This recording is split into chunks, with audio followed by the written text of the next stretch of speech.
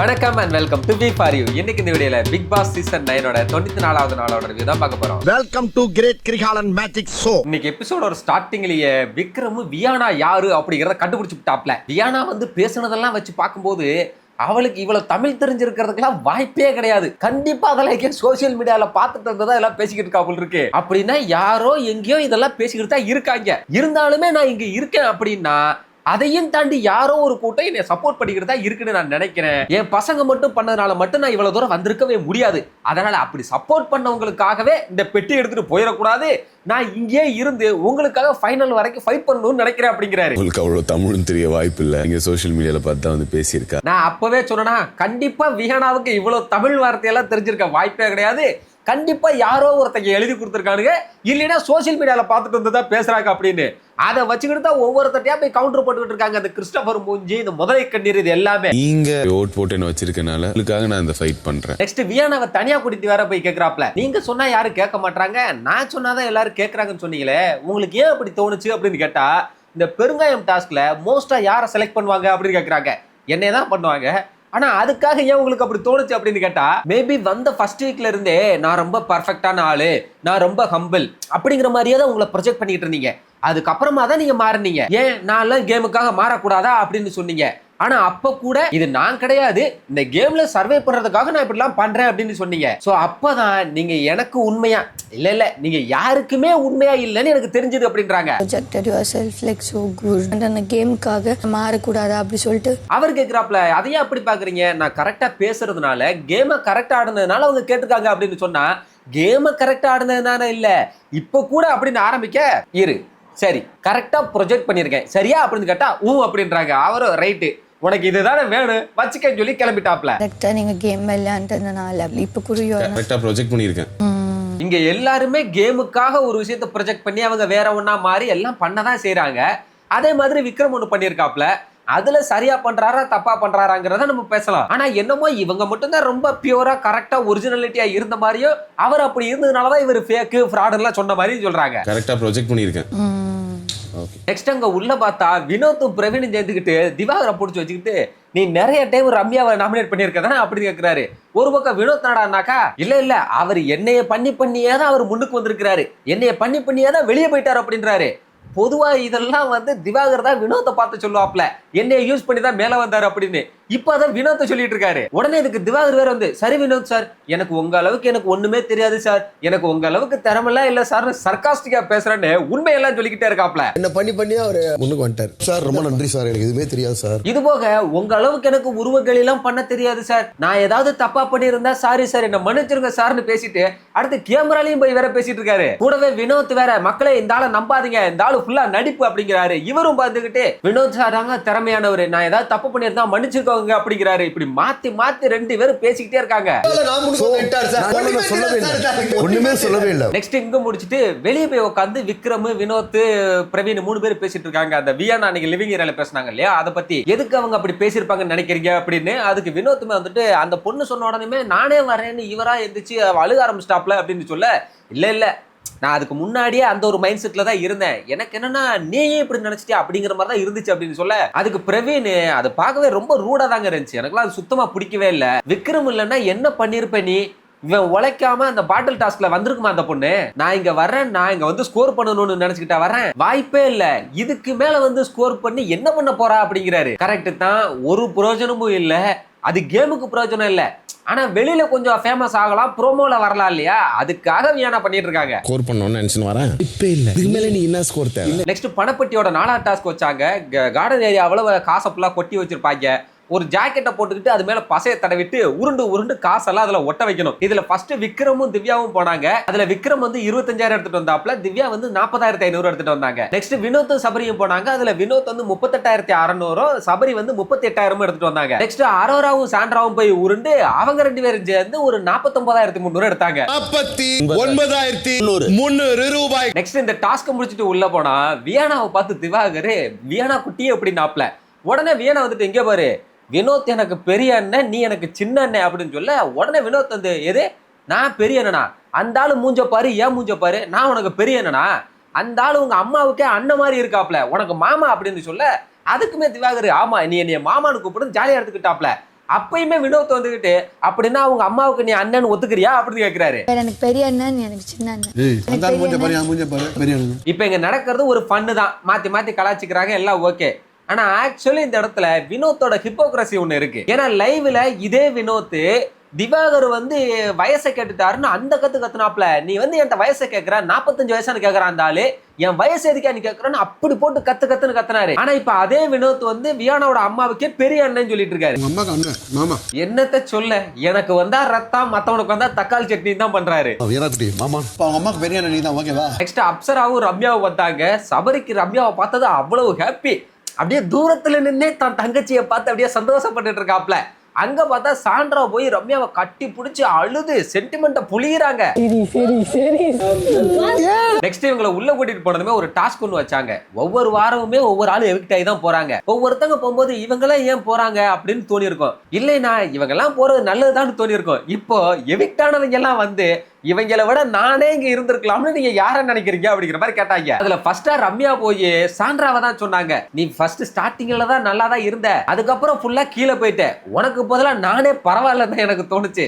அதே மாதிரி அரோரா, நான் வந்து ஸ்டார்டிங்ல நல்லா இருந்து அதுக்கப்புறம் டவுன் ஆனேன், நீ அப்படியே ஆப்போசிட்டா ஸ்டார்டிங்ல ஒண்ணுமே பண்ணாம இருந்துட்டு அதுக்கப்புறமா தான் பாயிண்டா பேச ஆரம்பிச்ச, அதனால உங்க 2 பேரை விட நானே இங்க இருந்திருக்கலாம்ன்ற மாதிரி சொன்னாங்க. அரோராவையும் சாண்ட்ராவையும் கம்பேர் பண்ணா அவங்க 2 பேருக்கு நான் மேல. இந்த ரெண்டுமே கரெக்ட் தான். சாண்ட்ராவோட அழுகையை விட ரம்யாவோட அழுகை எவ்வளவோ பெட்டரு. அதே மாதிரி அரோராலாம் ஒண்ணுமே பண்ணல ஸ்டார்டிங்ல, இந்த சப்ஸ்கிரைபர்ஸ் எல்லாம் பண்ண வேலையினால வந்து அவங்க இவ்வளவு தூரம் வந்துட்டாங்க. ஸ்டார்டிங் நல்லா வந்து அதுக்கப்புறமா நான் டவுன் ஆனேன், பட் அரோரா அப்படி இல்லாம. நெக்ஸ்ட் பிரவீனுமே வந்து சாண்ட்ராவையும் அரோராவையும் தான் சொன்னாப்ல, நீ என்ன பண்ணி ஃபைனல்ஸ் வந்திருக்குன்னு எனக்கு தெரியல, உனக்காக நான் சந்தோஷப்படுறேன், ஆனா நீ என்ன பண்ணதான் எனக்கு தெரியல அப்படிங்கிறாரு. அடுத்ததா வியானா வந்தாங்க. அவங்க வந்து இருக்கிற எல்லாரையும் வரிசையா சொல்லிட்டு இருக்காங்க. ஃபர்ஸ்ட் சபரி ஃபர்ஸ்ட் வீக்ல பாக்கும்போது நானே ஓ மை காட் அப்படிங்கிற மாதிரி இருந்துச்சு. ஆனா வெளியே போனவங்களும் சரி நானும் சரி அட்லீஸ்ட் ஏதோ ஒண்ணு நான் பண்ணிருக்கேன் அப்படின்னு இருக்கு. ஆனா சபரிக்கு அந்த மாதிரி ஒண்ணுமே இல்ல. அதனால சபரிலாம் இந்த 6 பேர்ல எப்படி வந்தான் அப்படிங்கறதெல்லாம் அப்படிதான் இருக்கு அப்படிங்கிறாங்க. எப்படிடா இந்த 6ல நீ வந்த அப்படின்றதுலாம் எனக்குலாம் அப்பா அப்படிதான் இருக்கு. அடுத்ததா சாண்ட்ராவுக்கு, சாண்ட்ராலாம் இந்த இடத்துக்கு சுத்தமா டிசர்விங்கே இல்லாத ஒரு ஆளு, ஒண்ணுமே இல்லைங்க. அப்ப நானும் ஒரு மூலையில உட்காந்து அழுதுகிட்டு ஒரு மூலையில உட்காந்து பெட்ஷீட்டை போத்திட்டு இருந்தா இந்த 6 பேர்ல கொண்டு வந்து வச்சிருப்பீங்களா? நானும் ஒரு மூலையில உட்காந்து அழுதுட்டு பெட்ஷீட் வச்சு போத்திட்டு 6ல உட்கார வச்சிருப்பீங்களா? நானும் அப்படி பண்ணிருந்தேன்னா இந்த டாப் 6ல வந்துருப்போம். அப்படிதான் இருக்கு. அதனால சாண்ட்ராலாம் சுத்தம் 1% கூட டிசர்விங்கே இல்ல அப்படின்றாங்க. அந்த மாதிரி பண்ணிருந்தா நானும் டாப் 6ல வந்திருப்பேன். வியானா வன்மத்தையும் வைத்தறிச்சலையும் தான் கொட்டிட்டு இருக்காங்க. தன்னால முடியல, ஆனா இவங்க எல்லாம் வந்துட்டாங்களே அப்படிங்கிற ஒரு பொறாமையை தான் கொட்டிட்டு இருக்காங்க வந்ததுல இருந்து. சாண்ட்ராவை பத்தி அவங்க சொல்றதெல்லாம் சரிதான், ஆனா அவங்க சொல்ற விதம்னு ஒண்ணு இருக்குல்ல, அதுதான் அப்படி இருக்கு. சுத்தமா 1% கூட டிசர்விங்கே இல்ல. அடுத்ததா 3ஆவதா விக்ரம். அவருக்கு இவங்களெல்லாம் விட இன்னும் மோசமா சொல்றாங்க. விட்டா இருக்கிற எல்லாரையும் சொல்லிடுவாங்க போல் இருக்கு. ஒருத்தரை சொல்லலாம் இல்ல 2 பேரை சொல்லலாம். இருக்கிற எல்லாரையும் வரிசையா சொல்லிக்கிட்டு இருந்தா இவங்களை விட அவங்க எதுவுமே பண்ணாமலா இவ்வளவு தூரம் வந்திருப்பாங்க. ஏதோ ஒண்ணு பண்ணாரு, முன்னாடி வரைக்கும் ஹவுஸ்மேட்ஸ் கிட்ட இருந்து சேவ் ஆகி வந்துட்டாரு. ஏன் சாண்ட்ராவை கூட இருக்கட்டும், அவங்க நெகட்டிவா வாச்சு ஏதோ ஒரு கண்டென்ட் கொடுத்து தானே இங்க வரைக்கும் வந்திருக்காங்க. வியானா அப்படி என்ன பண்ணாங்க? சும்மா வந்து வயிற்றுச்சலை கூட்டிட்டு கடுப்பாகுது. விக்ரம் எல்லாம் 5 வாரத்துக்கு அப்புறம் தான் பிளேயே பண்ணாராமா. அதுக்கு முன்னாடி நம்ம ஹவுஸ்மேட் கிட்ட இருந்து சேவ் ஆகி வந்துட்டாரு. அவரை நாமினேஷனே பண்ணல. நம்ம ஒருவேளை நம்ம அப்பவே பண்ணிருந்தோம்னா விக்ரம்லாம் எப்பவோ கிளம்பி பொட்டலம் கட்டிட்டு போயிருப்பாரு அப்படின்றாங்க. இந்த வீக்ல விக்ரம் நாமினேட் பண்ணிருந்தோம், நம்ம எப்பயோ கிளம்பி பொட்டலம் கட்டிட்டு போயிருந்திருப்பாரு. வார்த்தைகள் எல்லாம் பாத்தீங்களா? பொட்டலம் கட்டிட்டு போயிருப்பாராமா. இவங்க தான் விக்ரம வந்து ஓன் பிரதரா நினைச்சாங்களாமா. நம்புங்க, இவங்களை யாரு விக்ரம நாமினேட் பண்ண வேணாம்னு சொன்னது? அப்படி பார்த்தா அதுவுமே அவரோட ஒரு புத்திசாலித்தனம் தானே. இந்த கேமோட ஃபார்மட்டே அதானே, தன்னோட கிளவரான மைண்ட் அந்த புத்திசாலித்தனத்தை வச்சுக்கிட்டு ஆடுறதானே கேமே. பொட்டி பொடிக்கெல்லாம் கட்டிட்டு போயிருந்திருப்பாரு. ஸ்கோர் பண்றேன், ஃபேமஸ் ஆகணும், ப்ரொமோல வரணுங்கிற பேர்ல கேவலமா பண்ணிக்கிட்டு இருக்காங்க வியானா. உள்ள இருக்கும் போதெல்லாம் இதை பண்ணல. அரோரா, திவ்யா எல்லாம் இவங்க கண்ணுக்கு தெரியவே இல்லை பாருங்களேன். அதுக்கப்புறம் ஒரு கன்னிங் மைண்ட் கேம் விளையாண்டாரு. அடுத்ததா அப்சரா வந்தாங்க. அப்பவே எனக்கெல்லாம் மனசாட்சின்னு ஒண்ணு இருந்தா அவ்யா நான்லாம் போனது ரொம்ப கரெக்ட் தாங்க, சொல்ல போனா நான்லாம் வாரமே வெளியே போயிருக்குங்கன்னு அவங்களே சொல்லிருந்தா தோணுச்சு. ஆனாலும் பரவாயில்ல, டாஸ்க்குக்காக அரோராவையும் சாண்ட்ராவையும் சொல்லிட்டு போறாங்க. எனக்கு 2 பேரும் கம்பேர் பண்ணும்போது அரோரா. அடுத்ததா திவாகர் வந்தாப்ல. எப்பவும் போலதான் வினோத்தை தான் சொன்னாப்ல. நல்லா தெரிஞ்சுக்கோங்கம்மா, இப்ப நான்லாம் எப்படின்னா ஒரு பிளே பண்றேன்னா நான் இண்டிவிஜுவலா ஒண்ணு பண்ணுவேன். அது ஆக்டிங்கோ நடிப்போ ஏதோ ஒண்ணு, அந்த இண்டிவிஜுவாலிட்டி தான் ஜெயிச்சுது. ஆனா அவர்கிட்ட அது இல்ல. யாராவது ஒரு ஆளை ட்ரோல் பண்ணி நான் பெரிய ஆளு அப்படிங்கிற மாதிரி அவர் நினைக்கிறாரு. அவருக்கு அந்த இண்டிவிஜுவாலிட்டி இல்ல. யாராவது ஒரு ஆளை ட்ரோல் பண்ணி நம்ம பெரிய ஆள் நினைக்கிறாரு. அது ரொம்ப நாள் நிலைக்காது. அது ரொம்ப நாளைக்கு நிலைக்காது அப்படின்னு அவங்கள பத்தி ஏதாவது சொல்லி அப்படின்னு சொன்னா இங்க வந்து தன்னை பத்தி சொல்லிக்கிட்டு இருக்காப்ல. நான்லாம் இங்க அப்படிலாம் பண்ணேம்மா, இப்படிலாம் பண்ணேம்மா. வெளியெல்லாம் என்ன பேசிக்கிறாங்க தெரியுமா? நான் இருந்த வரைக்கும் தான் இந்த ஷோவே நல்லா போச்சு, நான் வெளியே போனதுக்கு அப்புறமா சுவாரஸ்யமே இல்லா போச்சுன்னு சொல்ல ஆரம்பிச்சிட்டாங்க. அப்ப அந்த இடத்துல வினோத் இருந்துமே யாருமே சொல்லல இல்ல இது நல்லா இருக்குது அப்படின்னு. அதனால அவர் டிசர்விங்கே இல்ல அப்படிங்கிறாரு. சுவாரஸ்யமே இல்லாம போச்சு, நல்லா போச்சு அப்படின்ற மாதிரி சொன்னாங்க. எனக்கு எவன் அந்த ஆளுகிட்ட இப்படி எல்லாம் சொல்றான்னு தான் தெரியல. ஒன்னாலதான் இந்த ஷோவே ஓடிச்சு, ஒன்னாலதான் இந்த லைவோட இதெல்லாமே ஹைப் ஆச்சு அப்படின்லாம். எவனோ ஒருத்தர் இந்த நாட்டு மக்கள் மேல வெறுப்பு கொண்டு அந்த ஆளுகிட்ட தனிப்பட்ட முறையில மெசேஜ் பண்ணி இப்படி எல்லாம் ஏத்தி விட்டுட்டு இந்த ஆளு நம்மளெல்லாம் வெறுப்பேத்துறத பார்த்து குளிர்காயிரான்னு நினைக்கிறேன். அந்த இடத்துல கானா வினோத் சார் இருந்தும் அந்த இடத்துல யாருமே சொல்ல. So he is not deserved. Next இது முடிஞ்சதுமே இங்க பேசுனதுல ஆளாளுக்கு வருத்தம். ஒரு பக்கம் சாண்ட்ரா என்னடான்னா எனக்கு ரொம்ப கஷ்டமா போச்சு, அந்த இடத்துல இருந்தா தாண்டி அதெல்லாம் தெரியும் அப்படின்னு ரம்யாட்ட சொல்றாங்க. அதுக்கு ரம்யா தெரியுது, அதனால தாண்டி 2 வாரம் நான் உங்களோட ஃப்ரெண்டா இருந்தேன், நீ டவுன் ஆகிட்ட, அதை தான் நான் சொன்னேன் அப்படிங்கிறாங்க. அங்க வெளியே பார்த்தா வினோத் ஒரு பக்கம் இந்த கானா வினோத்துங்கிற பேரை சம்பாதிக்கிறதுக்கு நம்ம எவ்வளவு கஷ்டப்பட்டிருப்போம் அப்படின்னு இருக்காரு. டைரக்டர் சொல்றாப்ல, ஐயா அது அவர் ஏதோ சொல்றாரு, அது அவரோட கருத்து, அதெல்லாம் நீங்க எடுத்துக்காதீங்க அப்படின்னு சொன்னா பிரவீன் வந்து இந்த மாதிரி ஆளுங்கள்லாம் கலைக்கும் கலைத்துறைக்கும் நியாயமே கிடையாது அப்படிங்கிறாரு. அதுக்கு மறுபடியும் டைரக்டர் அந்த பொறாம அப்படியே தெரியுது பாத்தீங்களா அவர் முகத்துல அப்படிங்கிறாரு. பொறாம அப்படியே தெரியுது முகத்துல. அது என்ன இப்ப மட்டுமா தெரியுது? ஸ்டார்டிங்ல இருந்தே அதைத்தானே பண்ணாப்ல. எவனாச்சும் இந்த ஆளை விட டேலண்ட் ஆயிருக்கான் இல்ல இவரை விட நிறைய தெரியுது அப்படின்னா போதும், அவ்வளவுதான் மனுஷன் போய் உட்காந்து புலம்ப ஆரம்பிச்சிடான் பார்வதி கிட்ட. என்ன ஆளு இவனுங்கெல்லாம் சும்மா புழுகுறாங்க பாரு, அப்படியே புழுகுறான் அப்படின்னு. இந்த மாதிரி ஒரு மனுஷன் கலைக்கும் கலைத்துறைக்கும் நியாயமே கிடையாது. அடுத்ததா ரம்யாவும் திவ்யா உட்காந்து பேசிட்டு இருந்தாங்க. அப்ப திவ்யா அந்த விக்ரம் விஷயம் பத்தி தான் பேசிட்டு இருக்காங்க. என்ன பண்ணிட்டாங்க உன்னைய, இல்ல என்ன பிரார்த்தனை பண்ணிட்டாங்க அப்படின்னு இருக்காங்க. ரம்யா சொல்றாங்க சாரி கேட்டாருல அப்படின்னு சொன்னா எனக்கு அந்த சாரில தேவையே இல்லை அப்படின்றாங்க. ஃப்ராடுத்தனம் பண்ணாங்க, என்ன கோலத்தனம் பண்ணாங்க. அன்னைக்கு ஏதோ விஜய் சேதுபதி அதை கேட்டுட்டாருன்றதுக்காக இவங்க ரொம்ப கரெக்ட்ங்கிற மாதிரி பேசிட்டு இருக்காங்க. அதுவும் அன்னைக்கு வந்து சாரில வேணாம் விக்ரம், எனக்கு புரியுது விக்ரம், அதெல்லாம் ஒண்ணும் இல்லை அப்படின்னு சொல்லிட்டு அந்த விஷயத்தை திரும்ப திரும்ப எத்தனை இடத்துல பேசிட்டு இருக்காங்க. அன்னைக்கு வியானா கிட்ட, இப்ப ரம்யா கிட்ட, இன்னும் எத்தனை இடத்துல தான் பேசுவாங்கன்னு தெரியல. I don't know, எனக்கு சாரி தேவையில்லை. இதுல வேற என்ன வேணா பண்ணிட்டு சாரின்னு கேட்டா என்னாலலாம் அதை ஒத்துக்க முடியாதுன்னு நான் சொல்லிட்டேன் அப்படின்றாங்க. அவராச்சும் பரவாயில்ல, என்னதான் திவ்யா மேல தப்பு இருந்தாலும் நாமளும் ஒண்ணு பண்ணிருக்கோம், அதுக்கு நம்ம சைடு சாரி கேட்டுறோம்னு அவர் கேட்டாரு. ஆனா திவ்யா அவங்க பண்ண ஒரு விஷயத்துக்காவது சாரி கேட்டாங்களா? நான் வேணாலும் பேசிட்டு என்ன வேணாலும் பண்ணிட்டு சாரின்னா என்னால ஏத்துக்க முடியாது. அவங்களும் அதே ரூட்னஸ் எல்லாம் காட்ட தானே செஞ்சாங்க. ஒருத்தன் அழுதுட்டு இருக்கும் போது உச்சி கூட்டினதெல்லாம் அது தப்பு இல்லையா? இல்ல திவ்யா வேற தப்பே பண்ணதே இல்லையா? ஒருத்தன் வந்து மன்னிப்பு கேட்டுட்டான உடனே அவன் தான் தப்பு, சாரி கேட்காதனால இவங்க கரெக்ட்லாம் கிடையாது. நான் சொல்லும் போது யாருமே நம்பல, நான் சொல்லிக்கிட்டே இருந்தேன். ரம்யா யாராவது கேட்டீங்களா? இதுல வேற இதுதான்டா சாக்குன்னு இன்னும் பேசிக்கிட்டு இருக்காங்க. நான் ஆரம்பத்துல இருந்தே அவரை பத்தி சொல்லிக்கிட்டே இருந்தேன், யாராச்சும் நம்புனீங்களா? நான் வந்த உடனேமே அவர் இந்த கேம் தான் ஆடுறாருங்கிறத நான் கெஸ் பண்ணிட்டேன், அதனாலேயே அவருக்கு அப்ப இருந்து என் மேல ஒரு கடுப்பு அப்படிங்கிறாங்க. வந்தோடனே நான் கெஸ் பண்ணி இந்த கேம் தான் பிளே பண்றாருன்னு தெரிஞ்சதுல இருந்து இவங்க பெரிய புலனாய்வு புலி வந்து விக்ரமோட கேமை கண்டுபிடிச்சிட்டாங்களா இவங்க சொல்லி யாரும் நம்பலையா? இவங்க கேமையே அங்க இருக்கிற அம்புட்டு பேரும் சொல்றாங்க, அதவே இவங்க ஏத்துக்க மாட்டாங்க. என்னங்க இங்க இருக்கிற எல்லாருமே ஹிப்போக்ராட்டிக்காவே இருக்கானுங்க. நான் பண்றது எல்லாமே சரி, அதே விஷயத்தை அடுத்தவங்க பண்ணாதான் தப்புன்னு தான் பேசுறாங்க எல்லாருமே. கெஸ் பண்ணி தெரிஞ்சதுல இருந்து அவருக்கு கடுப்பு என் மேல. இங்க உள்ள பார்த்தா ஆர்ஆராவை போட்டு எல்லாரும் சேர்ந்து கலாய்ச்சிக்கிட்டு இருக்காங்க. என் தங்க ஃபைனலிஸ்ட் வந்திருக்கு, அதை போய் தகுதி இல்லைன்னு சொல்லிக்கிட்டு இருக்காங்க. அவளுக்கு ஹேர்ட் ஆகுற விஷயமே வேறையா, இந்த மாதிரி சின்ன விஷயம்லாம் அவளுக்கு ஹேர்ட்டே ஆகாதியான்னு சொல்லி எல்லாரும் கலாய்ச்சி சிரிக்கிறாங்க. டாஸ்க் ஃபைனலிஸ்ட் வந்து தகுதி இல்லை, அதுக்கு ஹேர்ட் ஆற மேட்டரே வேறங்க. கூடவே ஆறாராவும் சேர்த்துட்டு வாரம் இதையே கேட்டுட்டு அடிச்சாம் பாரு ஒரு அப்பாயின்மெண்ட் ஆர்டர் டிக்கெட் பின்னாலேயே நான் அடிச்ச மாதிரி கடவுளுக்கு கேட்டுச்சோ இல்லையோ அவனுக்கு கேட்டிருக்கேன் அப்படின்றாங்க. அதுபோக நம்ம கையை தூக்குறாங்களோ இல்லையாப்பா, டிக்கெட் ஃபினாலேயே வின் பண்ணியாச்சு. விஜய் சேதுபதி சாரும் ப்ரௌட் ஆஃப் யூ சொல்லிட்டாரு, பிக் பாஸும் ப்ரௌட் ஆஃப் யூ சொல்லிட்டாரு, அது போது எனக்கு அப்படின்றாங்க.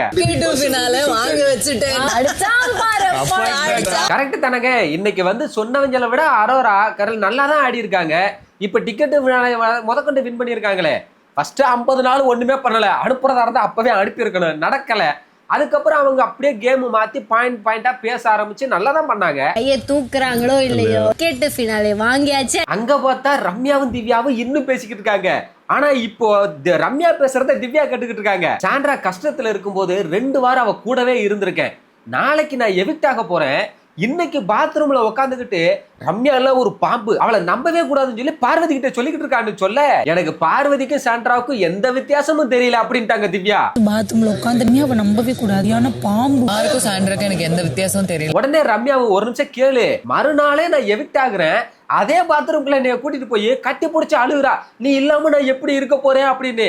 இப்ப இது ரெண்டுல எது நீ அப்படின்னு கேக்குறாங்க. ரெண்டுமே சாண்ட்ரா தான். வியானா கிட்டயும் அதே டைலாக் தான் போட்டாங்க, ரம்யா கிட்டயும் அதே டைலாக் தான் போட்டாங்க. நீங்க போய் இப்ப சாண்ட்ரா கிட்ட கேட்டீங்கன்னா அதை அவங்க மறந்துருப்பாங்க. அதே பாத்ரூம்ல நான் இங்க எப்படி இருப்பேன், நீ அழுகுற, இதுல ரெண்டுல எது நீ? நெக்ஸ்ட் பணப்பட்டிக்காக இன்னொரு டாஸ்க் வச்சாங்க, ஃபைனலிஸ்ட் வெர்சஸ் எக்ஸ் கண்டஸ்டன்ட்னு. இவங்க ஜெயிச்சாங்கன்னா காசு வரும், அவங்க ஜெயிச்சாங்கன்னா காசு வராது அப்படிங்கிற மாதிரி வச்சாங்க. இதுல மொத்தம் 3 டாஸ்க் பண்ணணும். 3 டாஸ்க் எந்த டீம் ஃபர்ஸ்ட் முடிக்குதோ அதுதான் வின்னருங்கிற மாதிரி. இதுல ஃபர்ஸ்ட் டாஸ்க் நீங்க ரீல்ஸ்ல எல்லாம் பார்த்திருப்பீங்க, இந்த பலூனை உடச்சிக்கிட்டே கப் எடுத்து வைக்கிறது. இதுல வியானாவும் சபரியும் போனாங்களா, சபரி அந்த கேமோட ட்ரிக்கை தெரிஞ்சுக்கிட்டாரு போல் இருக்கு, எங்க இருந்து ஃபர்ஸ்ட் ஸ்டார்ட் பண்ணணும்னு. அங்க வியானா கப்பையே முழுசா எடுத்து வைக்க முடியல, இவர் டாஸ்கை கம்ப்ளீட் பண்ணிட்டு போயிட்டாப்ல. அடுத்து இங்க இருந்து வினோத் செகண்ட் ரவுண்டுக்காக போனாரு, போய் பாட்டிலையே ஃபிளிப் பண்ணல, போயிரு ஏதோ கஷ்டப்பட்டு பண்ணாலும் சின்ன சின்ன நம்பரா எடுத்துக்கிட்டு இருக்காப்ல. இங்க வியானா லேட்டா முடிச்சு, பிரவீன் லேட்டா வந்தாலுமே டக்கு டக்குன்னு பெரிய பெரிய நம்பரா எடுத்து பாட்டில ஃபிளிப் பண்ணி டாஸ்கே முடிச்சு விட்டாப்ல.